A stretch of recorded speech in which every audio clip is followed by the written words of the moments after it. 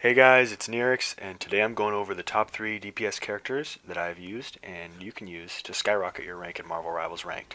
This video is going to be lengthy, it's going to have lots of info, so sit back, grab a snack, and enjoy learning these 3 characters that I have personally used to get 3 different accounts to Diamond in under 3 days.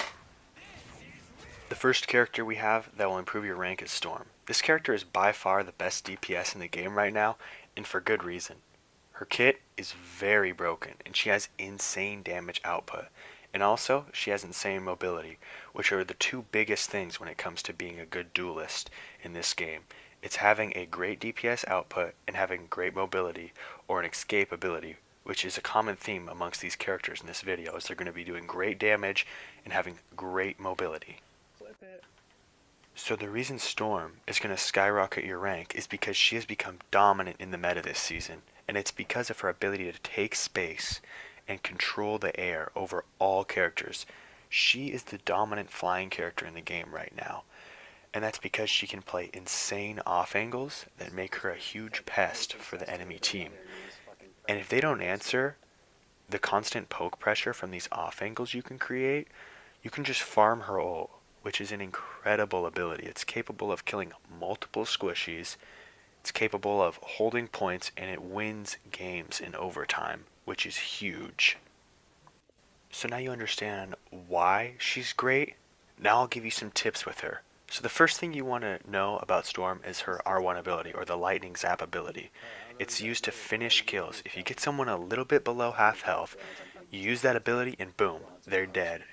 It's her one-shot combo, and it's one of her best abilities. It immediately kills.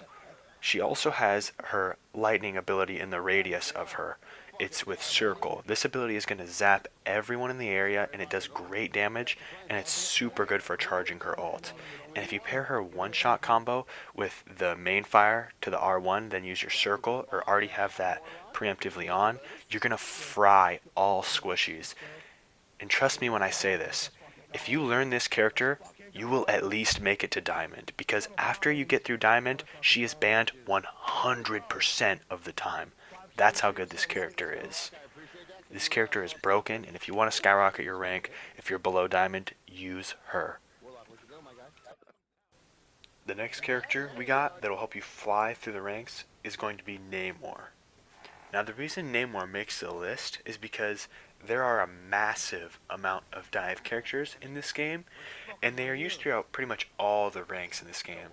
Examples of these dive characters would be Magic, Spider-Man, Black Panther, Venom, Thor. And what Namor is going to be able to do is he's going to help solve this dive problem. And, well, he can't do it all on his own. He's going to play a major role in stopping dive compositions from totally rolling you in ranked. Now, on top of Namor's ability to counter dive, he also does insane DPS with his primary fire, and he's able to two-shot all squishies in the game. But he also has the bubble ability, which makes him immortal for 3 seconds, giving him the criteria for being a good DPS in my opinion, which is the ability to do great damage and have a great escape ability, which is his bubble.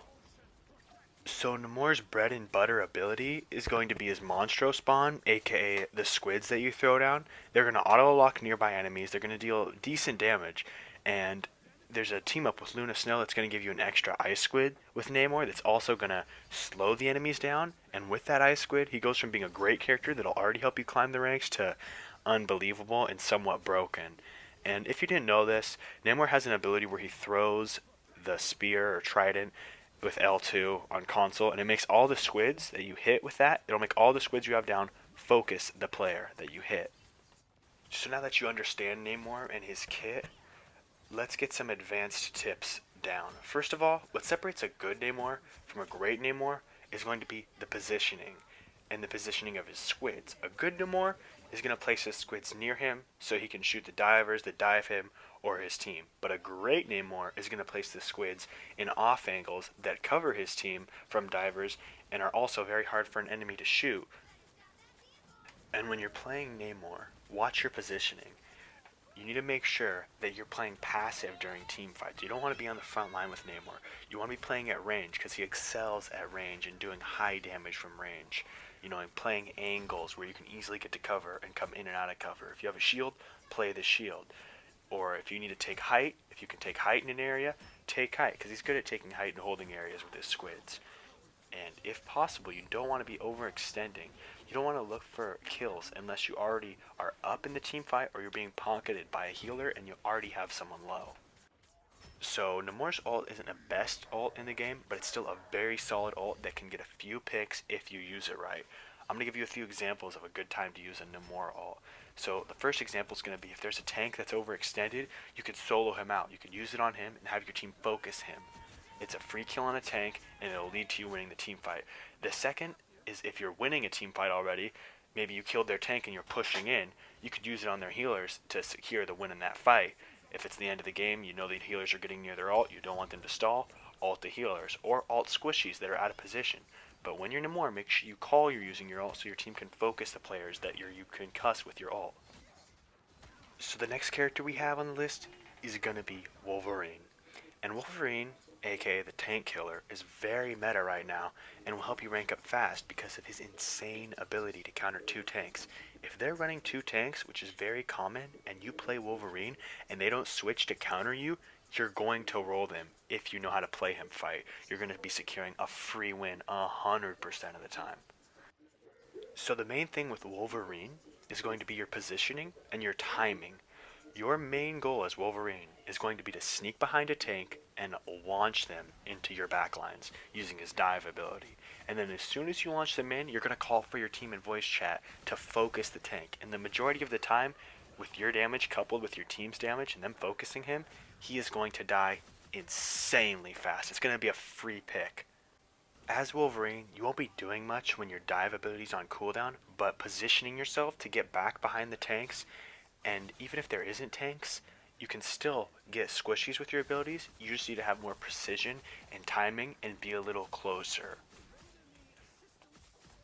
Now some tips with Wolverine are going to be make sure you use his ability in the R1 slot. It's going to make you take 40% less damage.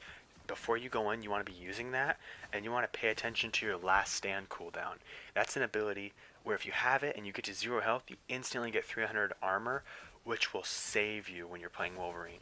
So when you're playing Wolverine, you're going to play different depending on if you have last stand or if you don't have last stand. If you have it, you can play more aggressive, whereas if you don't, you should be playing more passive with Wolf.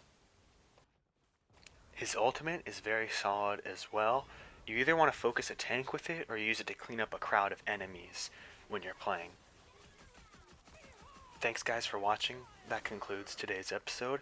If you liked the video, please like, subscribe, and comment. I hope you guys get to whatever rank you want, and until next time, peace out.